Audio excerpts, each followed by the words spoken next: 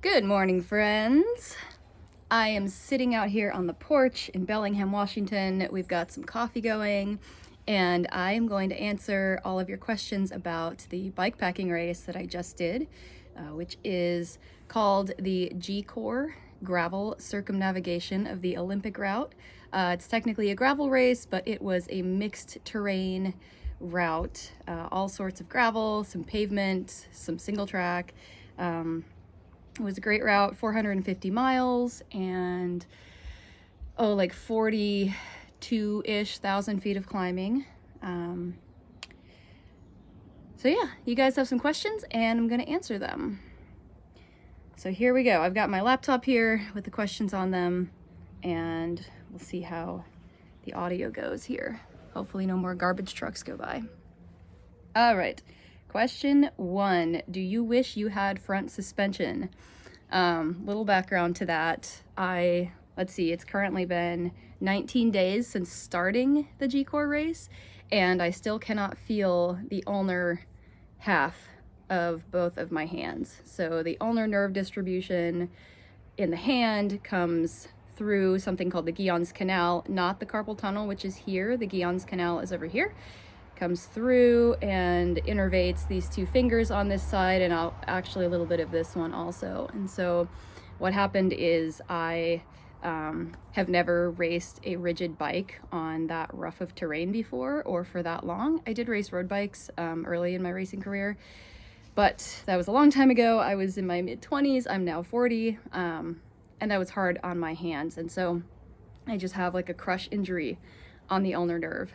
Even though I tried to change hand positions all the time, I didn't have my aero bars because I didn't have a place to mount my light. Anyway, long story short, that's what happened with my hands. And so someone who I raced with asked if I wish that I had front suspension, and that's a really good question. You know, that course is super rough and you could really go either way. You could do suspension or not.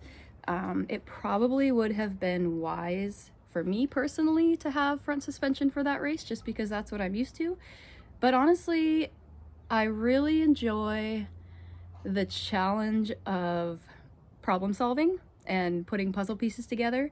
And I feel like that race could be great on a rigid bike and could be great for me on a rigid bike. I think I just need a different like bar setup, different hand positions, some aero bars.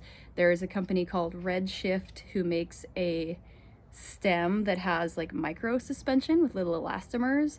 Currently their stem selection, they're too long for me. I'm really small, and so I need like a 50 millimeter stem and not an 80. But I did hear a rumor that they might be making shorter stems in the not too distant future. They also make handlebars that are a lot more ergonomic, and so I feel like with the right kind of handlebar, aero bar, maybe potentially stem combination, it would be totally fine on a rigid bike. Or maybe my body just needs to get used to it. So that's a really tough question. I don't really wish I had front suspension in that race because I like to try new things, and I race with front suspension all the time. So that's that. Ooh, here's another question from someone I raced with. Have you figured out what your fork problem was? Yes, the problem was me. Hi.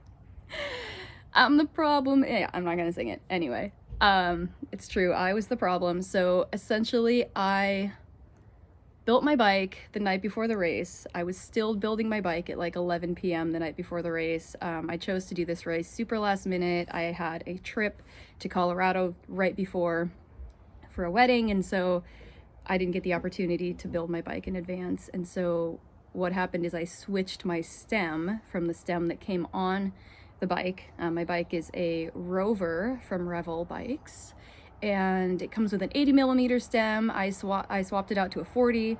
And so when I put that stem on, I needed to add another spacer in order to have my headset bolt engage with the fork. And so I did that. But because I built the bike so late, I didn't get the chance to pre-ride it on rough terrain.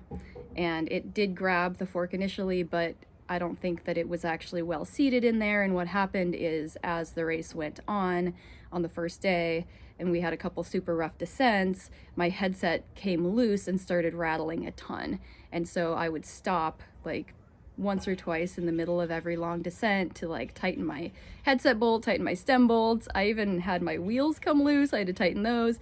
I learned a lot about riding a rigid bike, and it's just the rough descents are a lot harder on the bolts because there's no suspension to dampen that vibration. And so I did have to tighten my headset pretty frequently.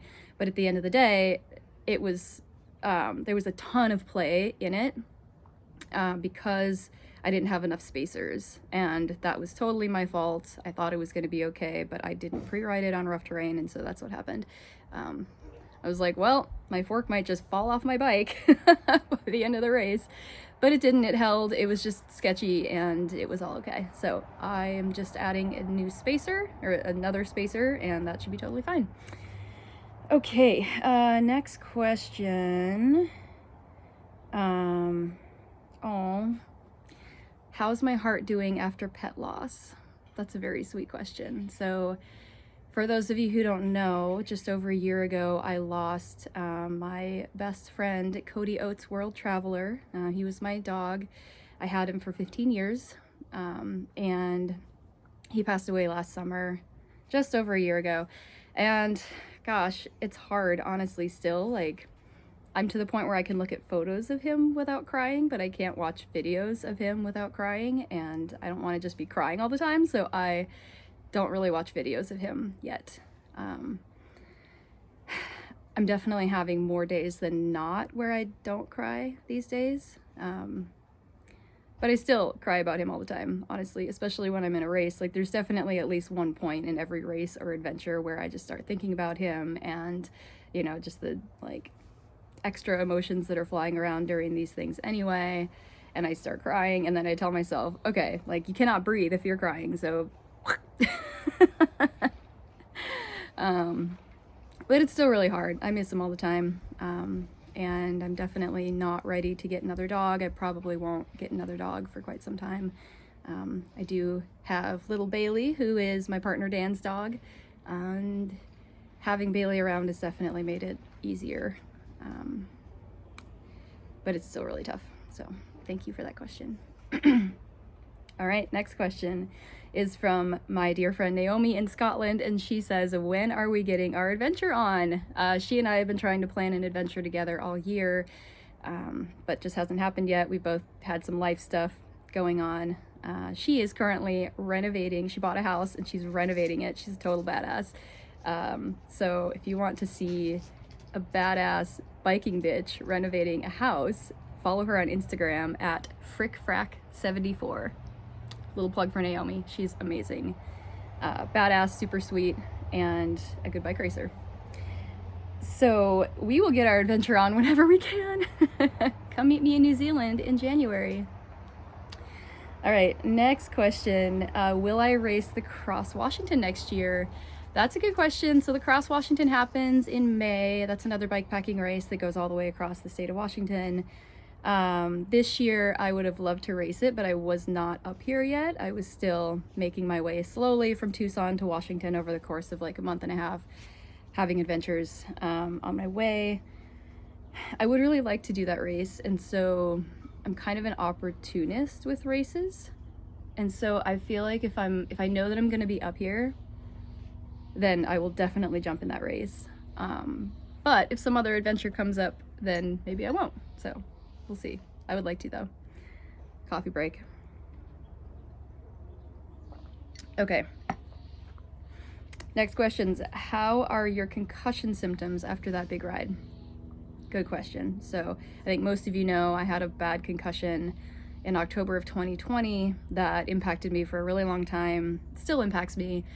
This race was really my first return to racing where I felt like I was actually racing, felt like I could actually push myself as a racer instead of just, trying to finish the ride and seeing if I could do that type of mileage. And so, it's tough to say. I did have a lot of brain fog in the first few days, but that's actually pretty normal after an ultra. I feel like I do get it worse now than I used to pre-brain injury.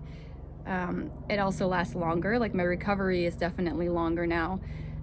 That being said, I'm also 40 now. You know, my concussion happened when I was 37, and or I guess I just turned 38. And so it's tough because, you know, that happened, and then that was kind of in my transition to my 40s. And so it's tough to say at this point, like, some of the things, what is post-concussion and what is me just getting older. You know, there are some things that are very clearly post-concussion still. But I would say my concussion symptoms after the race have actually been pretty okay, other than my recovery definitely taking longer cognitively, my fog lasting longer than it used to. Yeah, that's pretty much all I can think of. I'm doing pretty well, which is great. What would you have done differently if the weather had been soggy?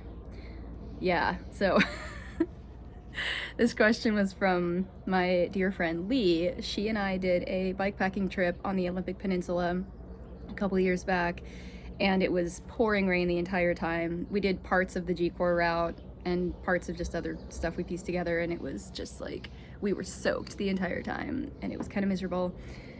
So this time the weather was beautiful. I didn't bring a tarp. I did bring a waterproof bivy just in case, because on the Olympic Peninsula there is sea fog because it's right on the ocean. There's also, like, you know, clouds that hang low on the mountain, and so if I was laying down up on the mountain or near the ocean, I could have gotten wet anyway. So I did bring a waterproof bivy. But if it was soggy weather, I might have just stuck with the waterproof bivy, or I might have gone to a tarp and no bivy, which is what Lee and I did during our trip. I would have brought rain clothes. I did bring a light rain jacket, but I didn't bring any rain pants. And I probably would have brought, I might have even actually brought a stove, not necessarily to cook food on, but to boil water in a little hot water bottle to put in my sleeping bag to keep me warm.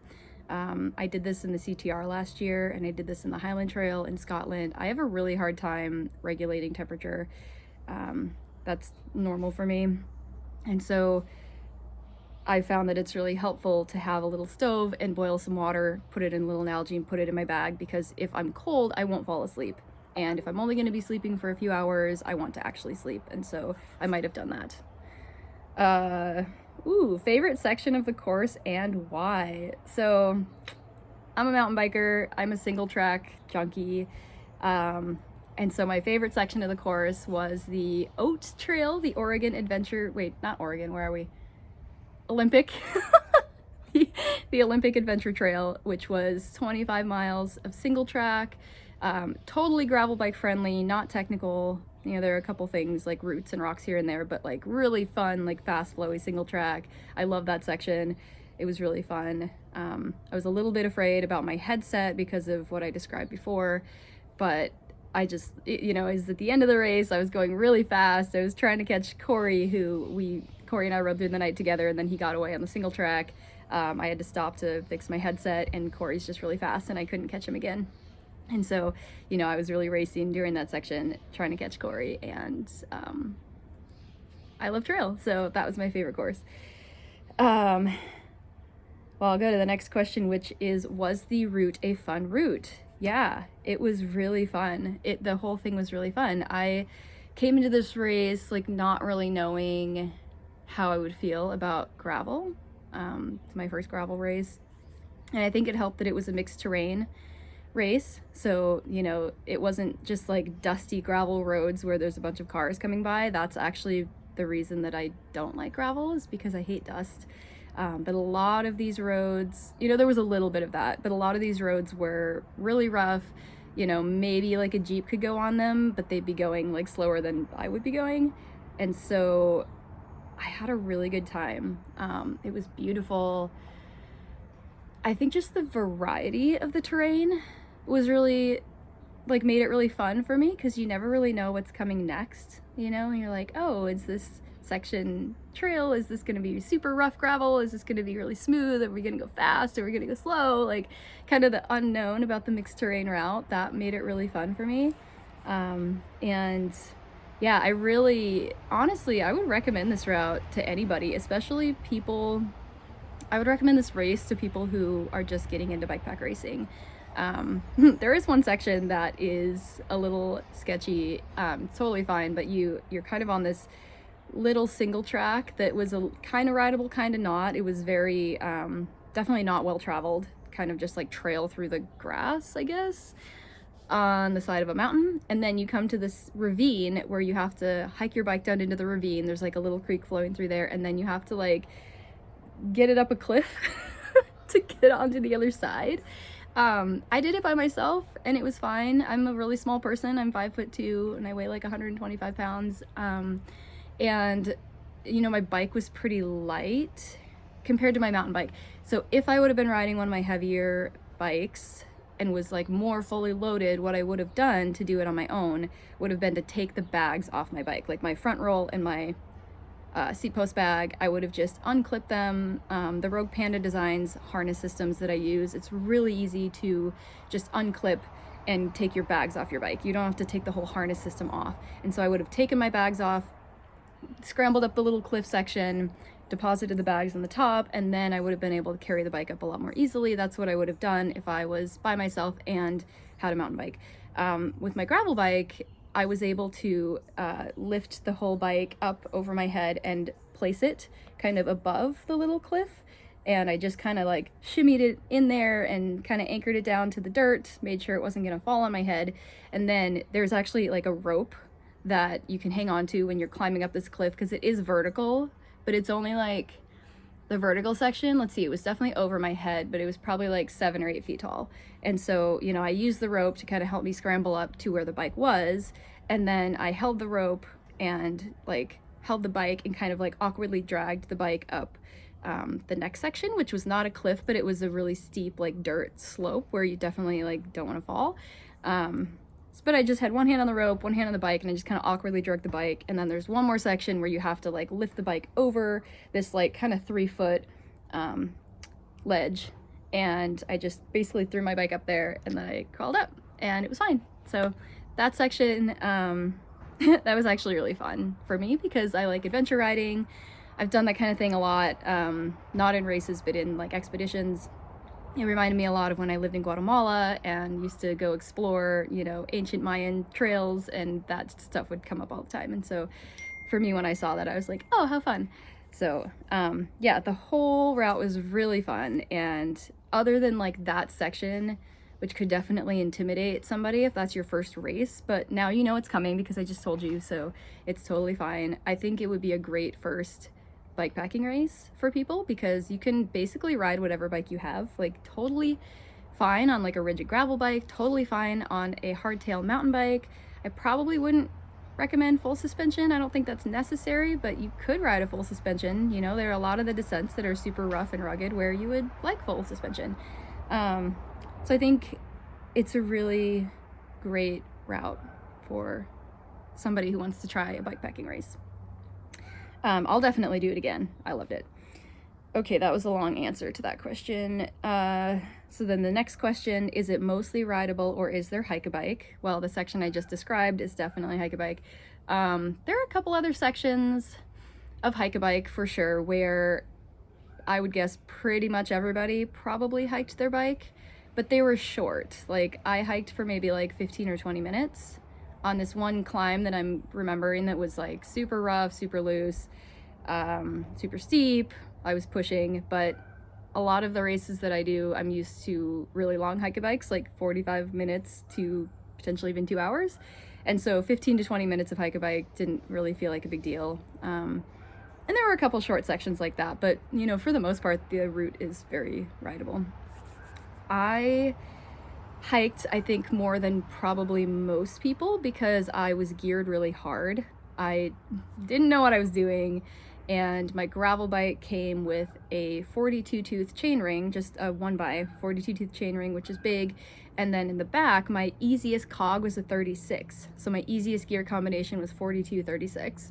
And you know, that's fine for like a gravel race that's like a single day where you're like, I don't know, in a Peloton or something. I don't do that shit, but I think it would be great for that. But for a mixed terrain 450-mile adventure route with 42,000 feet of climbing, that was very hard gearing. It's kind of funny. I got to the race start and everybody's looking at my gearing and they're like, oh God, you're gonna die. Most people had much easier gearing than that. I've heard a lot of people had kind of the opposite, like a 36 tooth chain ring, and then their easiest cog was a 42. So I kind of knew going in that I'd be walking a lot. Fortunately, I have been riding a single speed all winter and a lot in the spring as well. And so I was kind of accustomed to pushing a harder gear, and you know, you're either on a single speed, you're either sitting and grinding, or you're standing, or you're walking when you're climbing. And so I was just like, well, I guess I'm on a single speed. So I definitely think I hike a biked more than most people, but that's okay. Let's see. Next question. Just a couple more. Was there plenty of water on the route? Yes and no. So the first day there was water everywhere. I only brought like 2.5 liters of capacity. And the first day I was, you know, I don't think I carried more than 2 liters. I don't like to stop a lot because I'm just like slow in transition still with my brain stuff. Like every time I get off the bike, I feel like it's a freaking 30-minute stop. And so I did carry like 2 liters just so that I didn't have to stop all the time. But the first day there was, you know, between the start and, oh, I'm bad with names, the first resupply, Lake Cushman, there was tons of water. Between Lake Cushman and,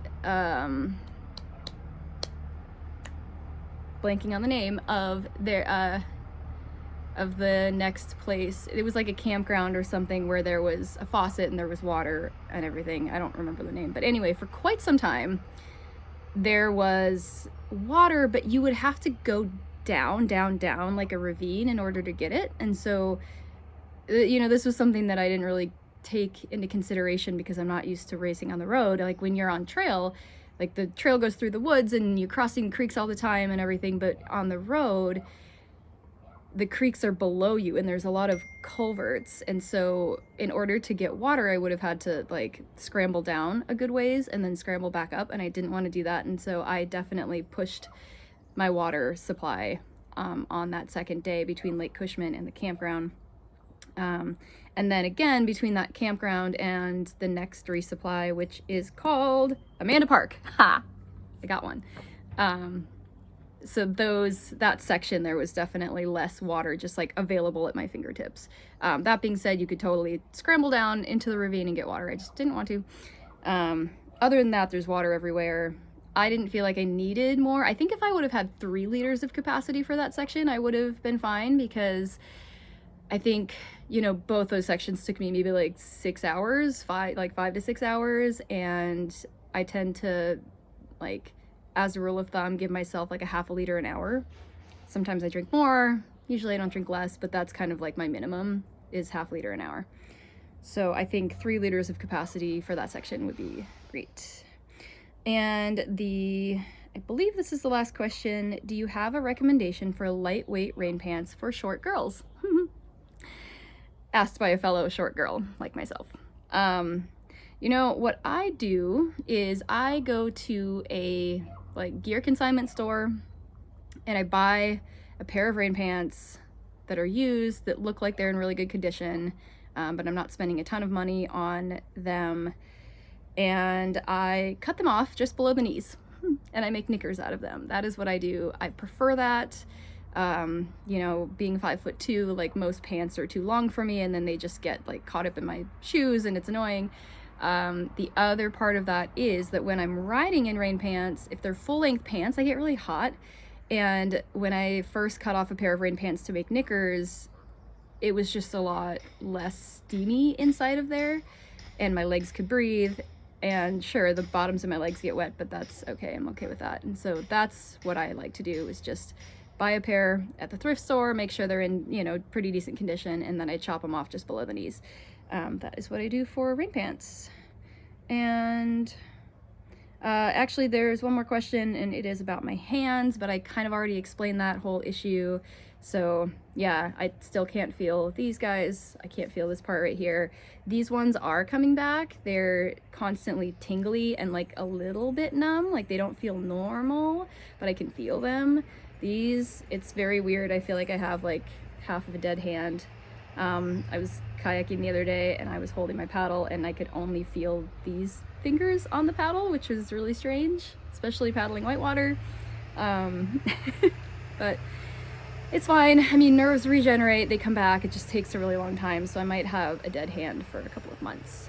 So, all right, that is it. We went under 30 minutes. That's great. Thanks for all your questions, everybody. Maybe I'll do another one of these when I go through my gear, if anyone has any questions on that. My next race is called the Dark Divide. It's coming up in only 3 weeks. I would love to have a fully functioning hand before that, but we'll see. That is a brand new mixed terrain race here in Washington. It's 300 miles through the Dark Divide roadless area, so there will be a good amount of single track, or just like, I don't know, maybe roads that used to be roads that are no longer roads. I don't know what to expect. This year, I don't think I'm doing any of the big races. I was planning to do the Colorado Trail, but I'm spending the summer in Washington, basically at sea level, and so if I was gonna race the CTR, I would have had to go to Colorado like a month early to acclimate, and I didn't really want to do that this summer.